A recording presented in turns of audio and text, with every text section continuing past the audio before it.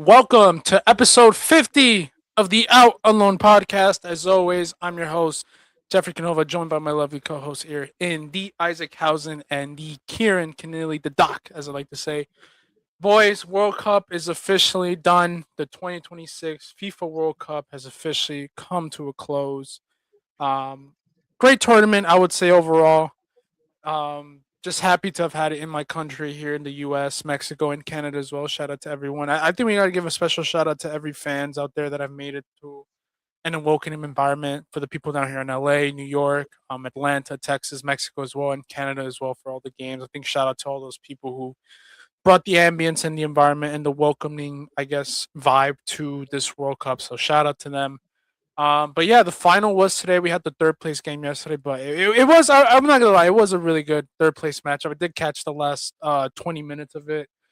It's pretty good. Not gonna lie, pretty entertaining. Only because I think the first half, no one actually really gave a crap about the game. But I think the second half was really good. Just with the goals that France came in to really get back into the game. Mbappe obviously ends the World Cup with a few goals here and there. Um, but obviously today's main topic point will be Spain finally winning the World Cup this year, as expected. One of the finalists, and one of the teams to really come out on top in this matchup, especially going up against an Argentina team that really looked out of it, really looked exhausted, and just weren't really any competition for the Spain team. And a lot of teams really did look like that against Spain, but um, no, congratulations to Spain. Well deserved win. 1-0 goal from Ferran Torres. Shout out to myself. I did call it. I said Ferran is going to get a goal. It just makes sense. He had a rough year. A lot of Barca fans are not big fans of him. I think he might be sold or might no longer be sold based on like the transfer rumors that are coming out. Might be going to PSG or might be staying after this. Who knows? But um, good goal from him. Good performance as well. I think he was a player that was really needed as the game kind of progressed, I would say, with his ability to just run the channels and bring a little bit of the pace right behind Romero and Lissandro Martinez, who did unfortunately get injured. So that's going to be some. So I want to sting a little bit to you, Doc, but I mean, it does suck for Man United to lose one of their top defenders coming into the season. I know Arsenal going into that with Saliba, so it just sucks that Leach is just another one in the Premier League victim list of players being injured right before the season starts. But no, it was a good goal. I think great finish. Good impact sub from him, Nico. I think Pedri as well made a good appearance. Obviously, Kubarsi was. I'm not sure if he was the man of the match of the game, but he was definitely one of the top performers. Isaac, do you remember if was he man of the match? I think I want to say was it just Torres for I think getting the goal. I want to Yeah, I say don't because I think it remember was the photo who. of like Shakira handing him the trophy. Which I mean, hey, outside of PK, I don't know if there's another footballer or ex-footballer that wouldn't want a trophy handed to them by Shakira. Yeah, little dig there at PK. Who might be happy? Who's going to I be mean, happy as it's a well? proper ding. How do you mess that relationship up? I'm Oh sorry yeah, for no, that. definitely. I mean, Oh no, that's he. on him. I mean, I think you're it's right to take a few shots there. Sorry, Hell I yeah. hope he's not listening. He's not listening.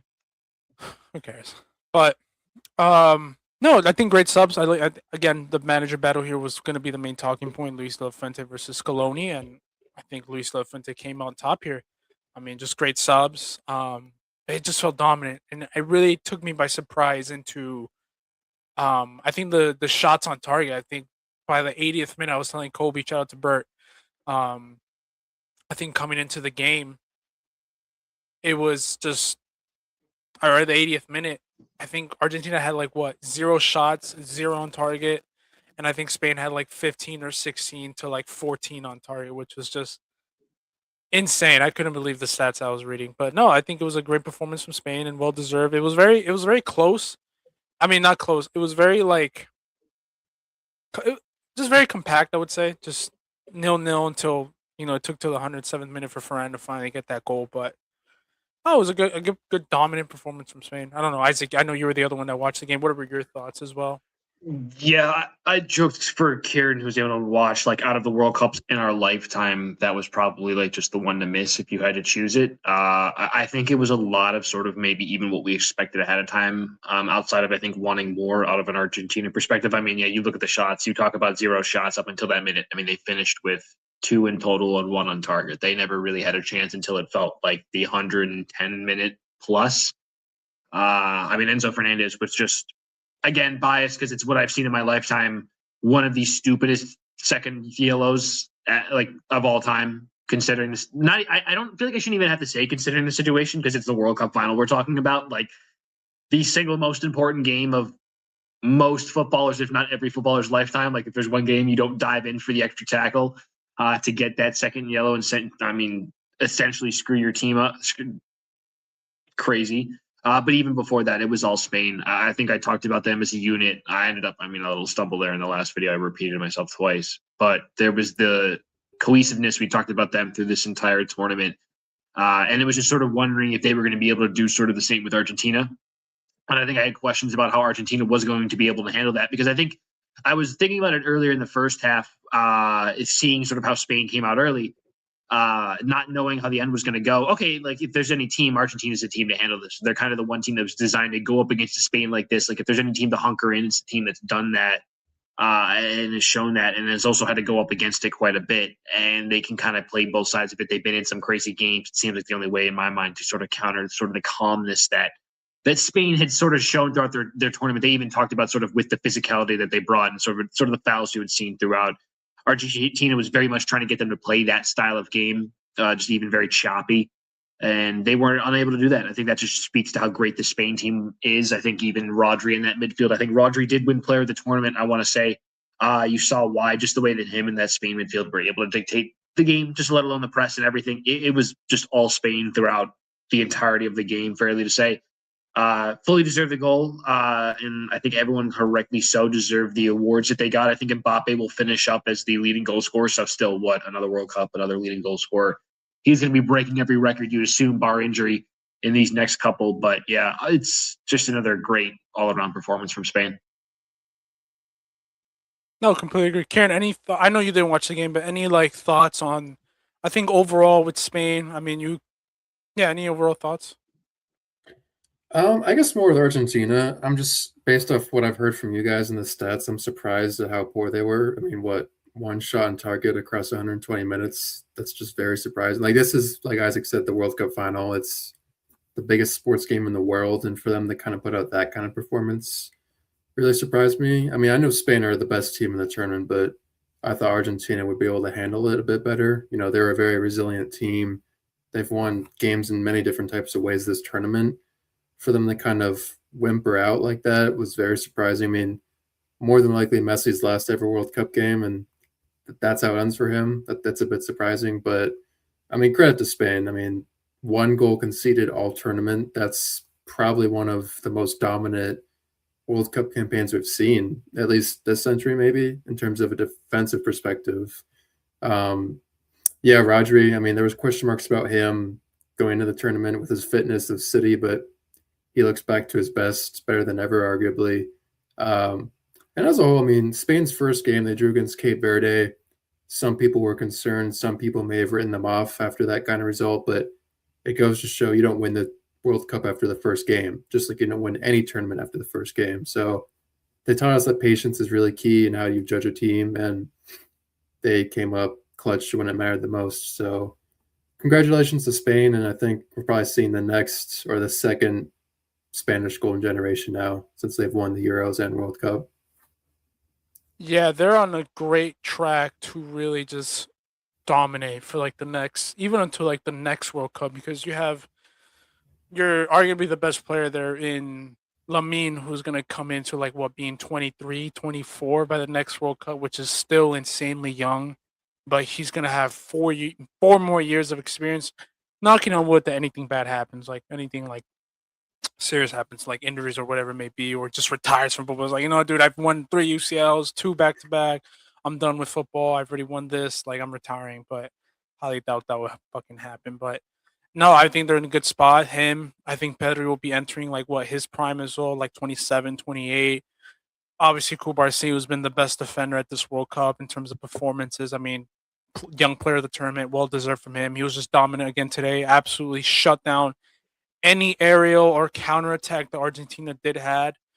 He had a few duels against Messi that he won and absolutely neutralized Julian Alvarez out of this game. I don't even think Julian Alvarez had a sniff of running behind or a one-on-one opportunity or ability to win Cubarsí just completely shut that down, and I thought he was just absolutely fucking amazing. Laporte was decent as well, but I think Cubarsí, just the way he was able to man mark, I think Julian was just amazing. I will say as well, to give one shout out for Argentina, I don't know, we don't love him. Emilio Martinez did have a phenomenal game. 11 saves in the World Cup final. I think it might be a record. You'd have to check me on that, but I believe it is a record for a World Cup final, which is crazy. He's the sole reason this game went in extra time. He was absolutely phenomenal. And then to end off, there's a little stat here. Rodri's 694 passes is a tournament high since records began in 1966. That's crazy. That's insane. And it goes to show how much they're just built around it, because they rely on him so much to break the line, get out of possession, escape pressure, build out from the back, and then move the ball. Like his switch, he's just. I'm hearing reports. I swear on my life, I'm hearing reports that Madrid are not interested. This dude has been like, I wouldn't say twerking. Like people like to say like twerking for a club. This guy has been damn near twerking or bending over for us for the last few years in interviews, the last few weeks and months prior to the World Cup, in interviews about how he would be interested, his contract still running out. Yeah, I'm hearing reports that the club is not interested. I hope to God, in the next few hours, I better hear, you know what? Fuck all that shit. We have to splash the cash. And you know what's funny too? I'm hearing Olise rumors, which is fair. I understood those rumors were bound to happen. But I'm gonna be straight up with you. I don't think we need Olise. I think Rodri would really be the key player to really help us down on defensively. And then of course we're just missing that profile to really just help us unlock defenses when when other teams are sitting deep, a player who can shoot from outside, clutch, control, finesse, escape. I better hear in the next few hours that we're gonna go after Rodri, because if we don't, I'm gonna be extremely pissed off, like extremely mad. But going back to the original statement before I went on a little soliloquy about Rodri, I think, it's insane how much he won, how dominant he's been this whole entire tournament. But going back to Spain, yeah, this is their second generation, and look, Lamine is going to be entering 23, 24, Cubarsí 23, 24. Pedri is going to be like 28, hitting his prime. I think Rodri might be out at that point, but La Masia is going to produce some other CDM, the next Busquets, to replace him, or who knows, maybe Madrid comes with something too. I think Nico Williams is in there as well. Cucurella is going to be like 31, 32, but maybe Balde switches in. Like this Spanish team, this Spanish nation, federation has just been absolute dominant. I think someone brought it up, 20 years, and I think they have 2 World Cups and 3 Euros. That's just dominant. Did they win their one of those Euros leading up to that other World Cup in 2010 as well? Yes, it was 2008. Yeah, 2008 and 2012. And 2012. And then this time around, which is why and you know what's crazy too? I think they're the favorites for the Euros in the next 2 years. I really don't see who's stopping them. I can't see anybody stopping them. This team is they're the favorite for the next World Cup, in my opinion, as well, easily. Yeah. Easily, yeah, they're easily.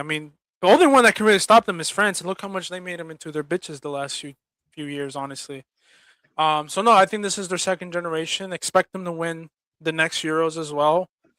I just don't see anybody stopping this team, unfortunately. We're in a reign of Spanish dominance, not only just for the men's side, but shout out to the women's too.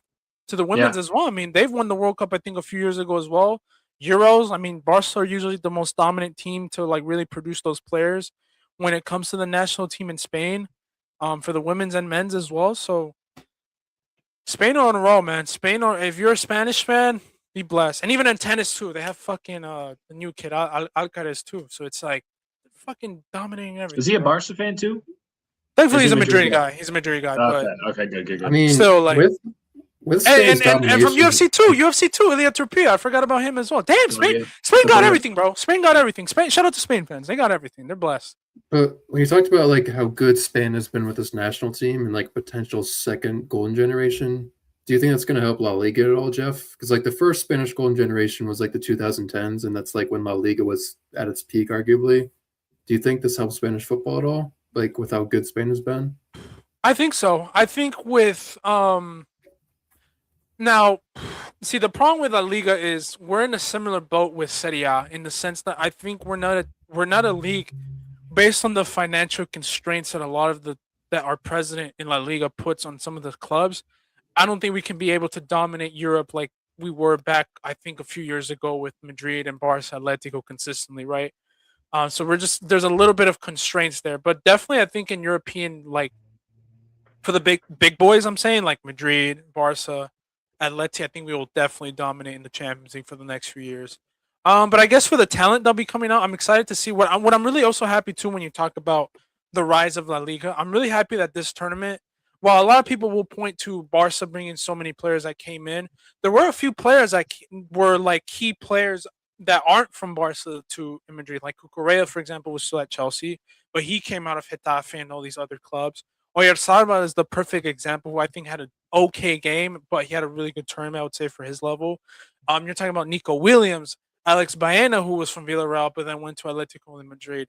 Rodri, for example, wasn't a full was came out from Atleti. You know, Loriente, Pedro Porro, Laporte, Unai Simon. These are players from different clubs that I'm like this. That I'm really happy got to be a part of that journey and experience and really spread out and really show like, look, Spain can produce so many players from different mid-table clubs as well. So if you're a player coming up from the Spanish academy, just be excited for yourself. You like, or you're looking at those potential players. Look out, So I think this World Cup and this dominance is going to be really good. It's going to put the name for a lot of these players, but I think La Liga needs to do a real good job in maintaining them. Meaning, if other clubs want to get bigger and better, and the league needs to improve, you gotta pull up the money just a little bit. But I don't know when that happened, but for sure, Barca Madrid will definitely, and Atleti too will definitely be up in there. And I mean, How much of Atleti that? brought like 8 players too. I forgot they Yeah. also brought like so many players that are in the finals too. So you know, How much of that is going to have to come, do you think, from just like viewership and an increase of that? I think there's been a lot of talk with sort of what this World Cup can look like in like a post, or what the U.S. will look like in like a post World Cup sense. And I think there's questions about that because I think that's one of the ways that I think you are able to capitalize on that. I think it's fair to say you'd probably put La Liga 2 maybe behind the Prem, at least if your terms of rankings and maybe sort of how those teams overall stand to compete against other teams in Europe, especially with the conversations we've been having about like Serie A. So then it's a matter of, okay, now you've won the World Cup. I mean, what percentage of the rosters between both nations play in La Liga, let alone how many of those Spanish players play in La Liga? Okay, cool. There's your eyes now.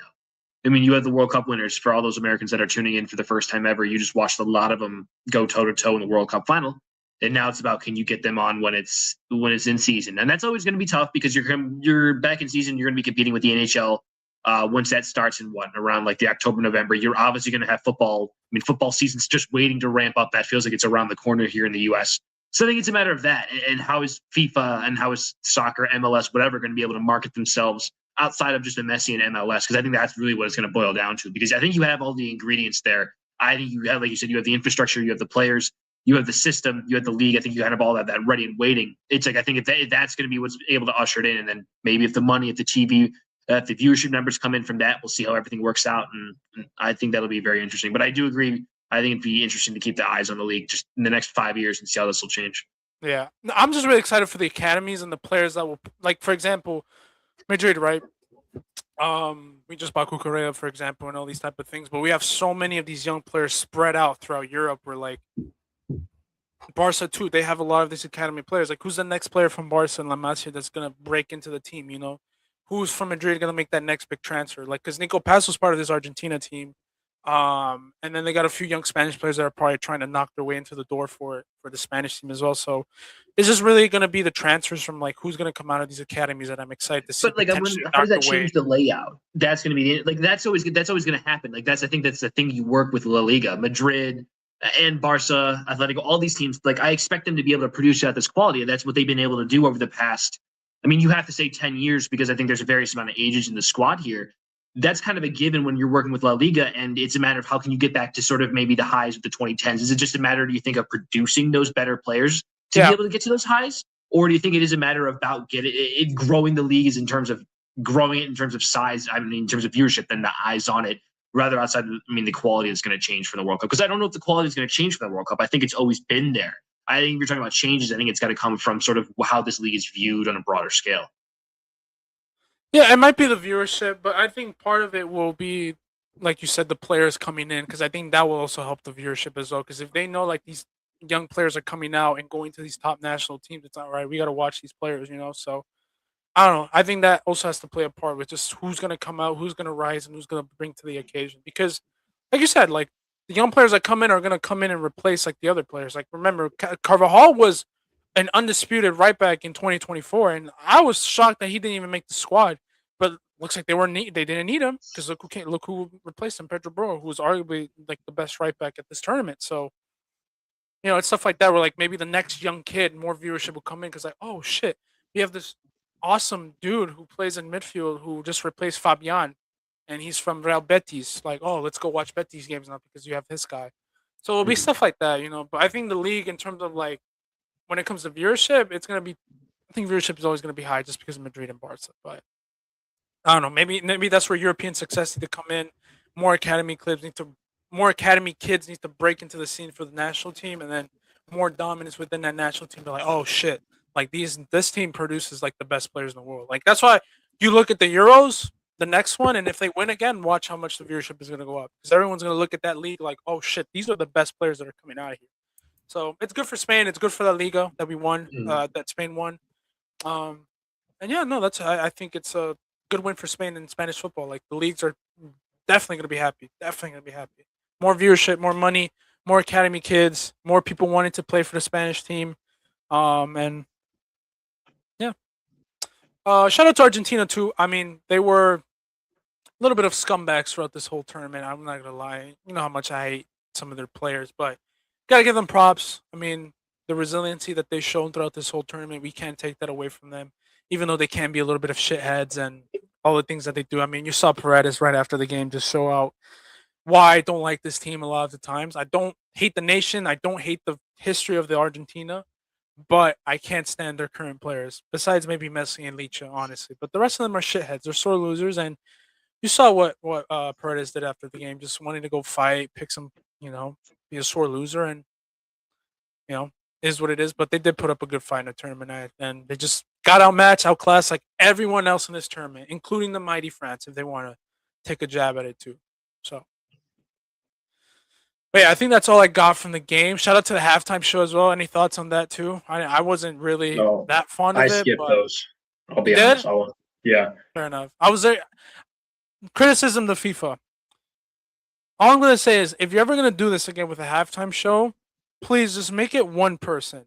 Okay, just do it one person. If you're gonna bring in Bieber, it can't just be one song, brother. It can't be one. If you're gonna bring in Madonna, it can't be one Madonna song. If you're gonna bring in Shakira, it can't be one Shakira song. You need to make it one. I would even say the closing ceremony was better than the halftime show. I'll even say that. I mean, if you're gonna bring Speed in, cool for you. Post Malone and Sway Lee too. That's not bad. But that halftime show, if you're gonna do it again, which I probably won't ever do it again. I think it just got Americanized because we were in the U.S.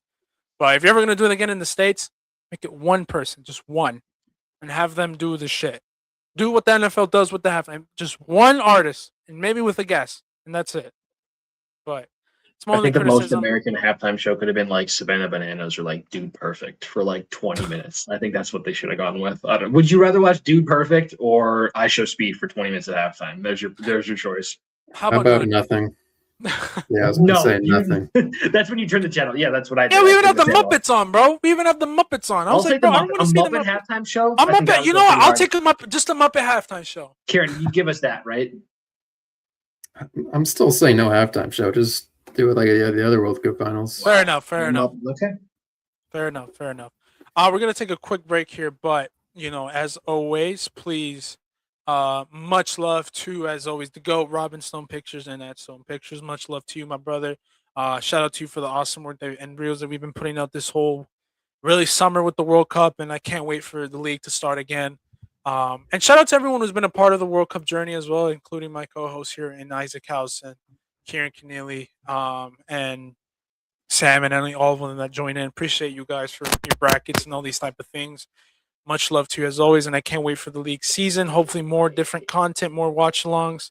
Shout out to you, Isaac. I know we weren't able to do more watch alongs just because I think we had a little bit of issues with like the streaming services and stuff. But hoping to get that fixed, and we get to do more with like UCL games, the league games, and all these type of things. But I guess kind of shifting the narrative into Well, I'll bring this up. How excited are we for club football? Be straight up with me. I'm How ready for excited a are we? break. I'll ready own up to it. I've enjoyed a break from football. I think I've been a little football down. I talked about it with my dad from the World Cup. I loved being able to watch every game like in a row, multiple and someday at some points. I think I even talked about it, but it got to a point where like it overloaded the system, and I think I'm ready for some other sports. I think even that American cycle. I'm in the midst of a baseball season, and I'm ready. I'm getting around a little bit ready for football. Like I did a fantasy football draft. What was it the other day? Like you're starting to get in that. You're starting to feel in season. So I think I'm ready for a break Yeah. and waiting for club football. Feel that. How about you, Kieran? How about you feeling with? Yeah, I'm the same. I think I need a break. I mean, the Champions League's already long format. The World Cup, this is our biggest ever World Cup. I'm okay with the break. I know United, we just started our preseason yesterday, so like we're already back in the swing of things, but I'm okay with having a break for another couple weeks. I'm Yeah, me too. a little burnt out by it. All I'm saying is, for what our transfer window is looking like right now, my hype kind of died down for Madrid, and just looking at how good every Madrid player was, like Mbappe was really good. I thought Vinny was very impressive this tournament with what he had to deal with Brazil and everything, and the entire year as well. I thought Jude was absolutely spectacular. Who else? I mean, we didn't get to see much of Konate, but Cucurella, I was really impressed with him. And yeah, and then a lot of our players I really didn't get to show up in the World Cup, like your Trents, your Rudiger. I mean, Rudiger did play. Your Courtois, I guess Courtois was decent. Um, just I don't know. We still need a few players here and there, but so far right now, I'm just not excited for the potential of just watching all three of those guys not know how to kick a ball. So we'll have to wait and see. Plus, the Elise transfer saga, I just don't want to hear it. Get Bro. I over it. really don't. I get it over. My head hurts thinking about it. But yeah, you guys are right, man. I am at the point where I'm like, I'm happy World Cup is done. Like, I need a break from watching 4 games every day for like 2 weeks straight. I was like, God, man, done. But going back to the main topic here in Spain, obviously, your World Cup champions. The most dominant team, arguably, best international side ever. I think those are the conversations that are popping up. 1 goal conceded throughout this whole tournament, mind you, and extra games being played with extra teams, the round of 32, with the round of 32 being involved. And then you had the final as well. If you want to add that to like how good they were defensively to not concede a single fucking goal in that final. I don't know. Is this the most dominant? Is this better than at least in this past generation? Because you had obviously 2002 Brazil, 2006 Italy, 2010 Spain. You had 2014 Germany, 2018 France, 22 Argentina, and then right now we have 2026 Spain. So what are your thoughts? Conversation warranted? Overreactions? Merited? I think you have to give it some time. Like right now, right after the final, it's easy to say this is the most dominant team just because we witnessed them win a World Cup. But I don't know. Again, I think you just have to give it time. I mean, the 2010 Spain team, maybe that's like the best football we've seen because that was like prime tiki taka. Like this, the football Spain played this tournament was good, but I think maybe 2010 Spain was more dominant in possession. I think 2018 France, even like that team, just destroyed everybody. Like that was a very good France team. So I don't really want to say if they're the most dominant because I think it's way too soon to even like entertain that. But defensively, I can see it. I mean, only 1 goal conceded is insane, especially like you said with more games this tournament. Like that is pretty crazy to only give up 1 goal. So you have to give them credit there. I mean, they shut out Messi, Elise, Mbappe, Dembele. Like that is not a joke. Ronaldo, Ronaldo too. Bruno. Well, I mean, yeah. Bruno. I mean, I would agree. I'd echo a lot of what Kieran would say, especially relating to what that 2010 team is. It's interesting. Some of it boils down to how you view these teams and what you use as a metric to view these teams or grade these teams. Is it just based off of the players? You look at that 2010 Spain team. I mean, I can pull up the squad from the final. Let's see if I have that game pulled up. I'll share it.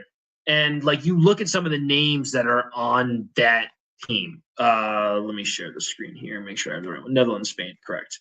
Here, Jeff can pull it in. Like, I mean, you have Sergio Ramos, Busquets, Xavi, David Villa, Iniesta, Xabi Alonso, Iker Casillas, Puyol, PK. Like, those are some players that are regarded as like some of the greatest of all time. You can go back to that 06 Italy, go back to the early 2000s Brazil teams. Like, are you going to sit here and say like the current Spain players are better at any of their respective positions all time than some of those players or some of those? Maybe not. And again, that speaks to Kieran's point of you need time. You need to see how these players' careers end and go.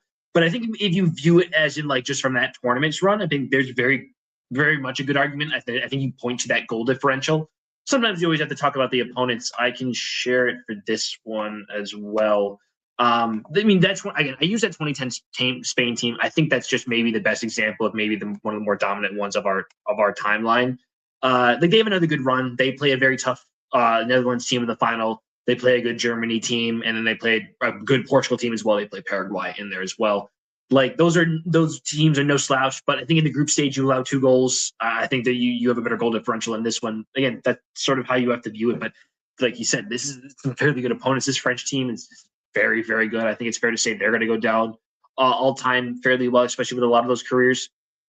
I think you can entertain sort of the 21st century. Again, I owning up to I don't know, and I didn't experience 06 and 2002, so I'm going to own up to. I'm not really taking that into account. I'm really going from 2010 onward, but I think there's a fair argument. I think even that 2014 Germany team, there's that game against, Algeria. I want to say where you need to go to extra time, and that game's very, very close. If it's not for a phenomenal Neuer performance, you might maybe go out early. Not that they weren't dominant. The greatest goalkeeper performance, I would say, I've ever fucking seen from a goalkeeper. And that's always part of it. Like, in order to win the World Cup, you need to have standout moments like that. So it's fair to incorporate that. But there's some other games, like Spain, I think they just dominated week in, week out, game in, match in, match out throughout this tournament. So I'll entertain it at least. I think that's a good conversation to have in terms of that level of dominance. Yeah, no, I completely agree with you guys. I think I'm gonna go with what Isaac said. I think entertainment, and then I'll also say with you, Kieran. I think we just got to give it a little bit more time. I would call this the greatest side ever generation. We'll call it because when I consider generations, I consider who's the coach that they're under. Like for example, I keep on forgetting Spain's coach. God, I keep on forgetting his name. For example, Deschamps era. Well, like the Deschamps. I think the Deschamps era with France was a little bit disappointing, only because they only got one World Cup. I mean, yes, they did make a final. Yes, they made a Euros final 2016. But you just wish when you just come out with one gold thing, I think that's just a little bit of a disappointment. But they were still a very dominant team in the sense that like they were making finals appearances. They had the names put into the right teams, and they made a few finals and semifinal runs. For Spain's team, that side, I will call it the tiki taka early era. I think that clearly wipes the floor with anything right now because they have the Euros, the World Cup, and then obviously they won the 2012 Euros as well with the switchability of just everything. And then you had the Argentina side too because they won back-to-back Copa Americas, and then obviously they won the World Cup in between there in 2022. So that's in the conversation as well. But I think with the way they were just so dominant as a team, just no superstar dependency. You know what I'm saying? They didn't rely on Lamine on the majority of these tournaments or runs. They didn't rely just solely on Rodri like in the last time around. It was Lamine and Nico the first time around. This one, I would say it's more Rodri, Oyarzabal, the defense of Cubarsí and Cucurella, Laporte and Porro with Unai Simon in the back. It's almost similar to that Spain team as well, back in the day where, they had different eras of players and different genres. Like you had Iniesta playing left wing in the 2010 World Cup, and then 2012 they brought in Jordi Alba as a left winger, and Fernando Torres was I think massive in 2008, while Villa was big in 2010. So, I think they're up there. I think they're up there, but I think if they win the next Euros, which is in 2028 in Ireland, if I'm not mistaken, Doc, in your home country, Ireland and England, yeah. Ireland and England, which I'm hoping we get to make it by that point. I'm gonna hope that we get media access to that. We gotta just beg UEFA to get us in there. You got some home from us down there, Doc, to get us in there. We'll do the big three. I have plenty of family members in Ireland. I'm sure they would let us stay over there. Do you know where the final will be? It's gonna be in Wembley, huh? Final one was likely to be in Wembley. Yeah, it'd have to be at Wembley. Cool, but no, I think they win 2028. Best, most dominant side. In the fashion that I imagine they'll win it too. I think they'll be up there. I think they should be up there, really up there.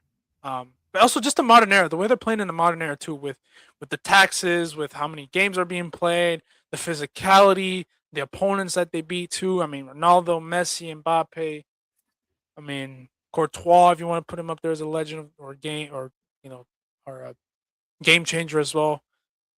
I mean, just a dominant run. But no, I argue with you guys. I think it's a little bit too early, but I can't wait for the next Euros to really just solidify that. Just a very dominant team.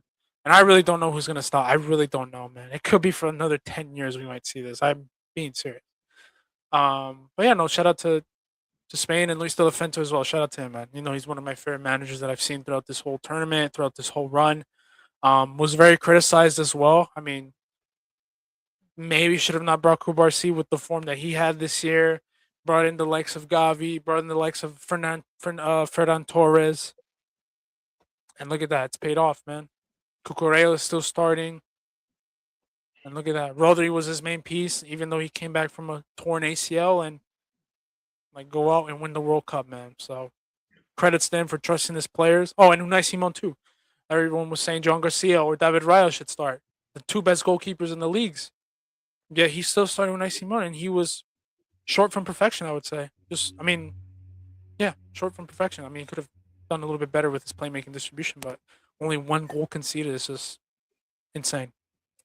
But before we go on to end off this show with our last segment, which would be the awards and the goals and all these type of things, and the Ballon d'Or race too after, Rodri's recent Golden Ball win. As always, please, for the last time this 2025, 2026 year or season, please follow us on YouTube, Instagram, and TikTok. Much love to you guys, as always, for giving likes to the content and the reels and all these type of things. Much love to the fans, as always. But, whew, man, Rodri Golden Ball. I think I'll start off with, is that a lock for him to win the Ballon d'Or? Definitely leans, I think, well in that way. Like that based off of the conversation we had in the last episode, like this is the one I'll hear out a lot more than like a Messi, just because of retrospectively the leagues. I know he hasn't played the most. I don't know off the top of my head, Jeff. Maybe you could pull it up, or just Google it, like how many games he actually ended up playing for City this past year. I know it wasn't a full complete season with some with injury, but there's no doubt he was crucial to that team as well. Obviously, you saw this performance, and then I think it's fair to say if he just gets off to the normal standard for him off to next year, I'm fine with it. I can live with it. I think again, I brought up that passing stat. That's obviously just one of the many facets for this tournament that he's excelled at. I'm not upset with it. Yeah, I was gonna say this would probably make him the odds-on favorite because he's won the domestic double with City, won the World Cup, and was the World Cup MVP. My only thing, like Isaac said, is just like the injuries. Maybe it's a little hard to justify giving it to someone who was injured for a lot of this domestic season. Like talk about how Ousmane Dembele was the League One Player of the Year, even though he played 11 times all season. Now, I know that's completely different, but that's still like you give an award to a guy who was injured for most of the season. Is that entirely fair? When like Harry Kane's got 70 goals, like can you overlook that? But Rodri's got the trophies. I mean, I think 2023 is a perfect example. Haaland got 53 goals, won a treble, but Messi won the World Cup, was the best player in the World Cup, and he got the Ballon d'Or. So based off that precedent, I feel like Rodri has the formula to win it, but I can't say he's going to be like the guy right now. It's funny you mentioned that with Kane as well. You're in a world where I get it, understandably, so much for the way the voting works and the rankings work and all that, but Kane could walk out of this calendar year with 100 goal contributions, 100 goals, whatever, some crazy stat like that with a phenomenal start to next season and can be walking out of here with no silverware. And I think rightfully so, we'd be walking away not like he was robbed.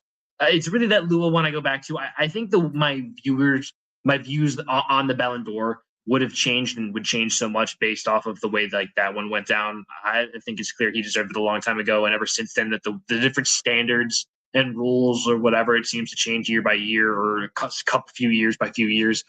It's so annoying. I hate it. Like, I hate having to think about it, if that makes sense.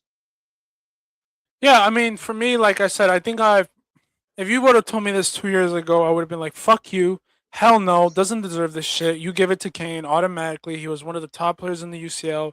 He was right behind Mbappe for top UCL goal scorer. There's no way you can give it to a fucking player that's only played, really dominated for like one single fucking tournament with the best team around him and all these type of things.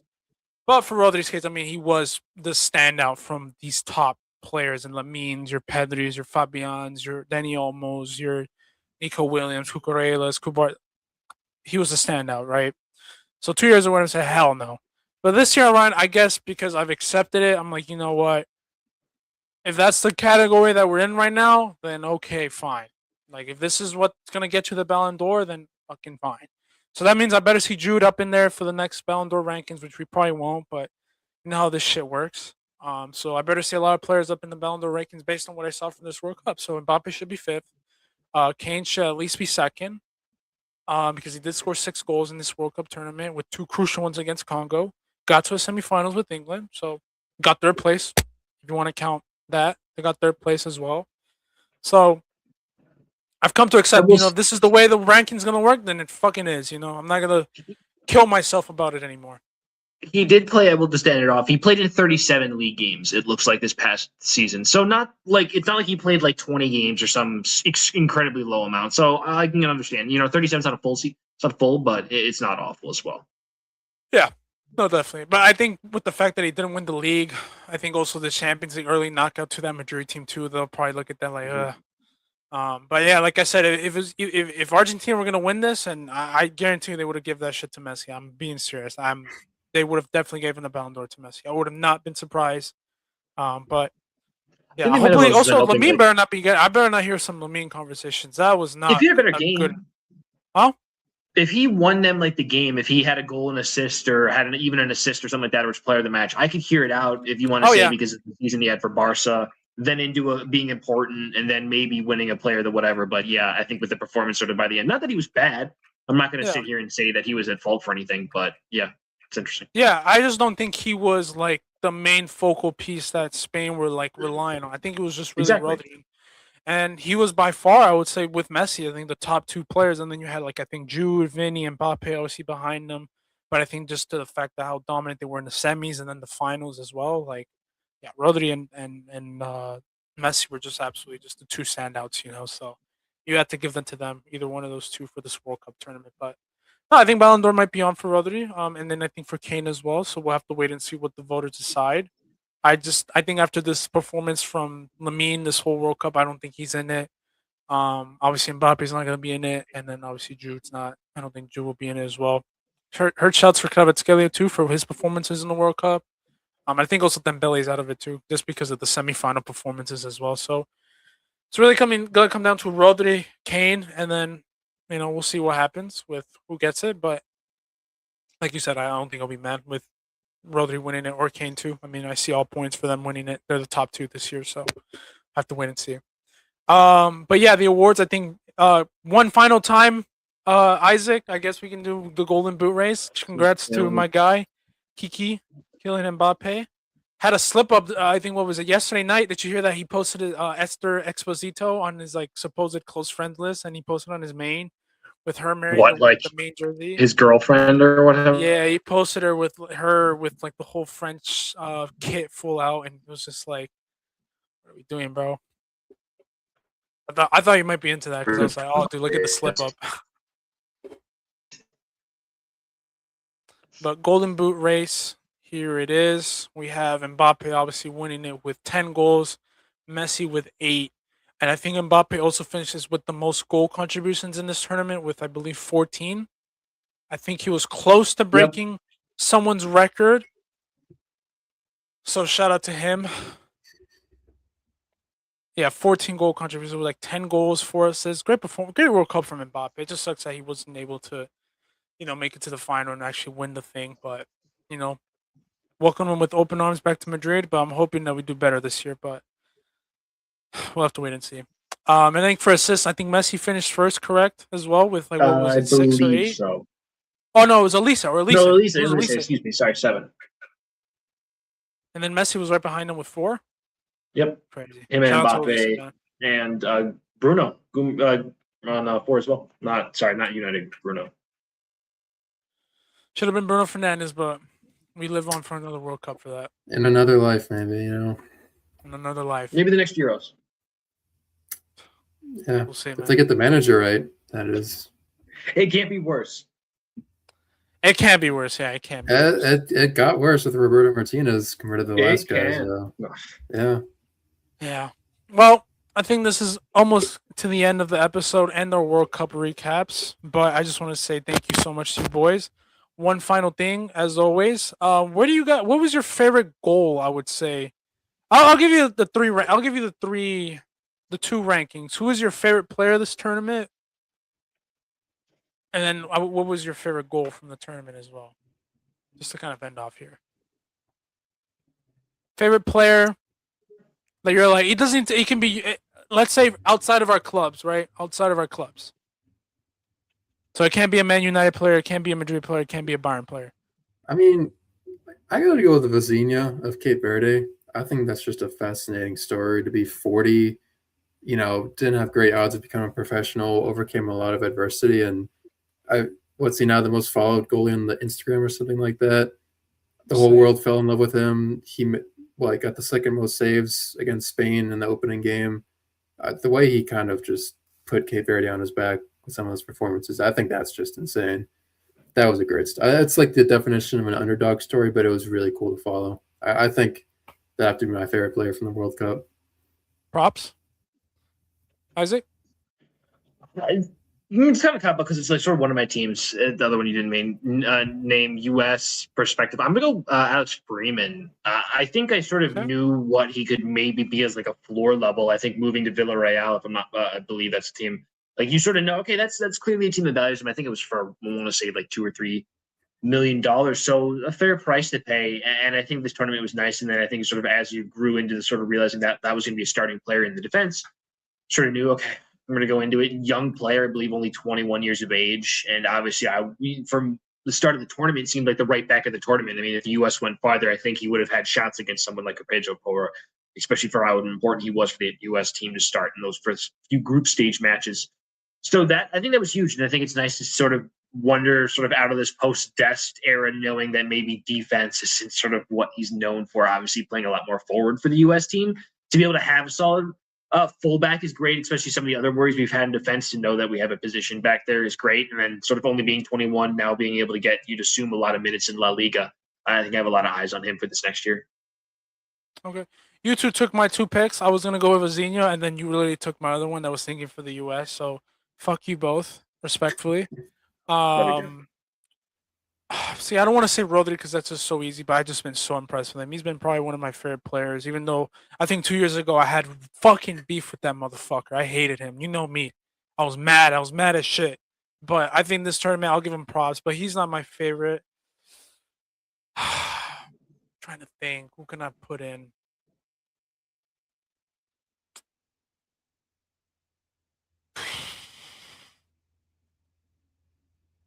I'm going to go for a rival team, Kubarsi. I'm going to go with him, even though he plays for a rival team. I think what he's been able to done this whole tournament with the rough year or the kind of inconsistent year they had with Barca, to look that dominant and look that physically imposing as well. Because whenever I thought of Kubarsi as a player, I always thought, oh, he's a player that's very like nimble, agile, this and that. But this tournament, he's just, I don't know, they probably gave him steroids or something, but he's looked fucking massive. Like, he looks like a fucking man now compared to what he looked 3 years ago. And it makes sense because he was 16 back then to now being fucking 19, 20. So I can't wait to see how he look like in fucking 5 years in terms of the player and the physicality attributes. But I think his ability to just play and break the lines with just one pass from that center back spot at the right-hand side has just been perfect for him. And then also just his ability to just win the ball in the air for being a little bit undersized at like 6'1". I think he took a growth spurt. I'm not gonna lie. I think he grew just a little bit before this World Cup started because he did not look this fucking big. So I think Kubarsi, I just think I'm kind of jealous that Barca got him, man, especially with the center back crisis that we have. And I'm like, damn, bro, you got him, who's probably gonna be like one of the greatest ever center backs on track to be potentially the greatest center backs. One of the greatest center backs of all time. Like, you fucking lucky bastards, bro.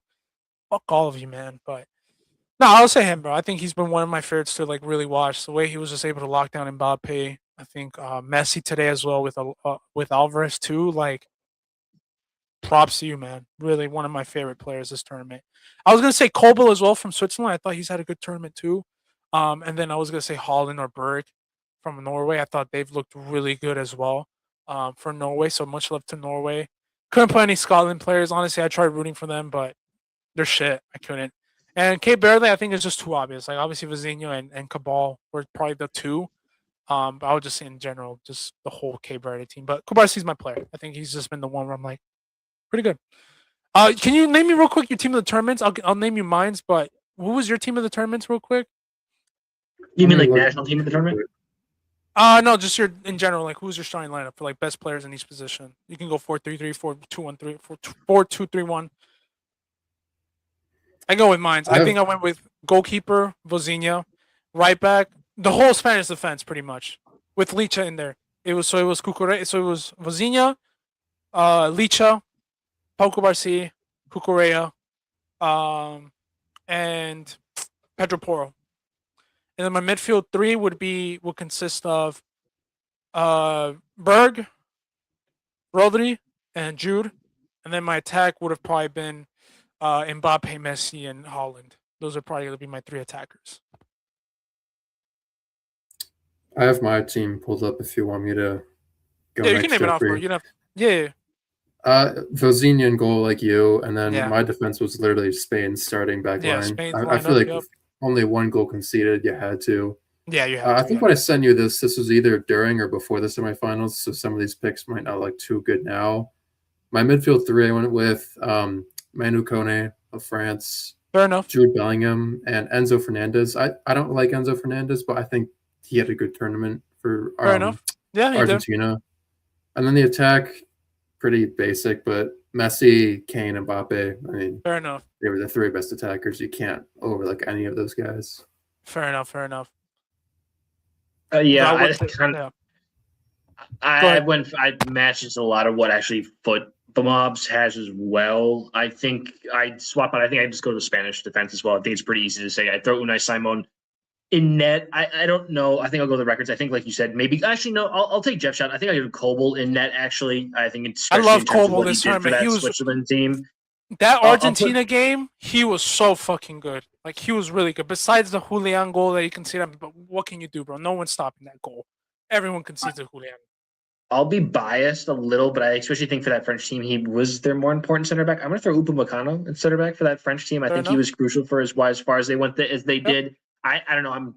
I'd do what Foot Mob did. I'd count sort of the Spanish fullbacks as like the wide midfielders.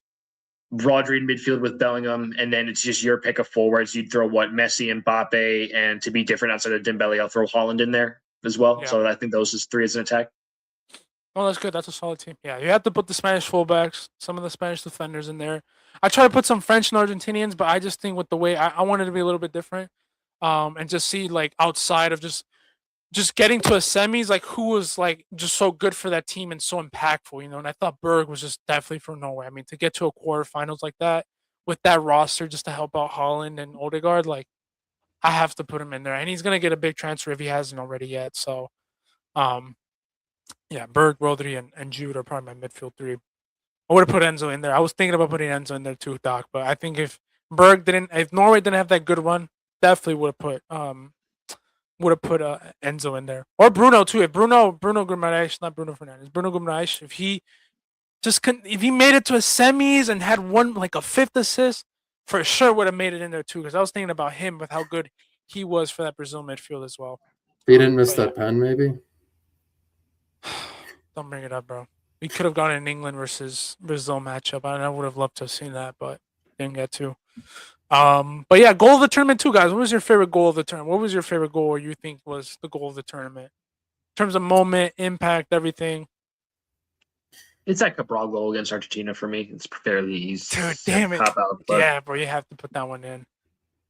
Yeah, I was gonna go with also Cape Verde's second goal, just because it's kind of like a memory for me. I was like with some family at a restaurant. We were in one corner of the restaurant with a TV, but on the other side of the restaurant, they had another TV that was like 20 seconds ahead of us. So like they spoiled the goal for us because they were 20 seconds ahead. But hearing the whole restaurant just cheer, and then you look at your screen and you see that goal, it was a great goal. To be fair, it's probably goal of the tournament, but yeah, it was cool to see like be in another setting watching a World Cup game. Oh, definitely. Yeah, I think that was the goal of the tournament for me as well. I mean, just because of like the moment too. Just because you're like, there's no way this little small nation who got out the group of death are just giving not Beltas, but we're going like Rocky versus I always forget his name, bro. God, what's the dude's What, name who Apollo trains Creed? Rocky? Yeah, Rocky and Apollo just going at it, and Rocky just gave one fucking final knockout punch to the champs, and n- that goal to this day, man, I still think about it, man. Like that's up there with like the Mbappe goal against Argentina because it's against Argentina too, against Debo and all them. You're like, what the fuck, bro? How did he put that in? Julian Alvarez goal too is that goal is just fucking beautiful. I can't lie, that goal was just fucking magical. And then that team goal between Spain was really good too. The Dani Olmo flick to Pedro Porro. That goal was probably that is an elite goal. If you talk about that's probably Spain's best fucking goal. Like as a team, I think that one is just chef's kiss, perfection right there.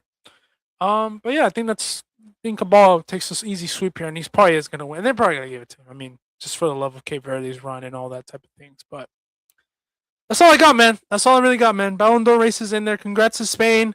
Congrats to Rodri, Kubarsi, Unai Simon, who won the Golden Glove as well. Mbappe too for an awesome World Cup. Jude. Ahmed Diallo for Ivory Coast. Some of the Germans players in there with Elise Isaac. Shout out to him too. Who else? The end of some players' careers. It sucks to see. I think Neuer's done. Ronaldo's done. Neymar's done.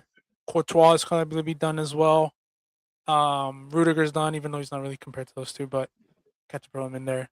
And then obviously today was probably Messi's last ever World Cup appearance for the Argentina team. But there's a rise of new generations, and it starts off with obviously the Spain team in Lamine Yamal, Pedri, Cubarsí, Luis de la Fuente's Spanish team. Congrats to them, deserved champs. But that'll be all. Thank you as always, you two, for hopping onto the show. This will be the end of the World Cup recaps and discussions. Awesome World Cup. I don't think it's the best, I would say, to be quite honest with you. I think if there was a better final, maybe. But it's right up there. I would say it's definitely better than 2018's for sure. I think anything's better than 2018's World Cup. I'm not going to lie to you. But good World Cup, good ambience, and I can't wait for 2030. And we just need a long break now until the 2027 season begins. But you're listening to the Outlaw Podcast with the Big Three and me, Jeffrey Canova, Isaac House, and Kieran Keneally. And I hope you have a good rest of your evening.